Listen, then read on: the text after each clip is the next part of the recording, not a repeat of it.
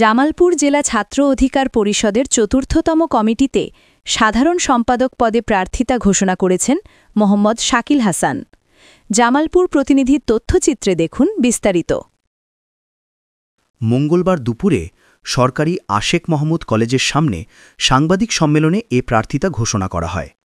এ সময় বক্তব্য রাখেন জামালপুর জেলা ছাত্র অধিকার পরিষদের সাধারণ সম্পাদক প্রার্থী মোহাম্মদ শাকিল হাসান, শহর ছাত্র অধিকার পরিষদের সদস্য সচিব রাকিবুল ইসলাম, সদর উপজেলা শাখার সভাপতি ইহসান হাবিব রাহাত ও মাদারগঞ্জ উপজেলা শাখার সিনিয়র সহসভাপতি সম্পদ হাসান শান্ত।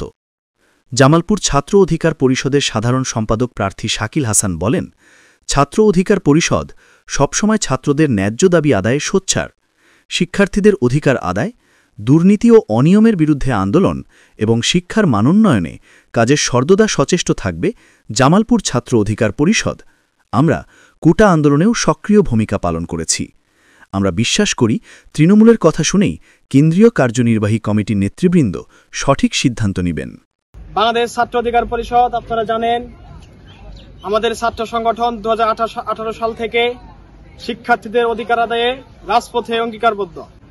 যেহেতু সামনে আসন্ন চতুর্থতম কাউন্সিল জামালপুর জেলা ছাত্র অধিকার পরিষদের, আমি সেই কাউন্সিলে সাধারণ সম্পাদক পদে প্রার্থিতা ঘোষণা আজকে আনুষ্ঠানিকভাবে দিচ্ছি এবং এর সাধারণ সম্পাদক প্রার্থী ঘোষণা করার আগে আমি আমার তৃণমূল 7টা উপজেলা জেলাধীন সকল ইউনিট আমি সফরে গিয়েছি।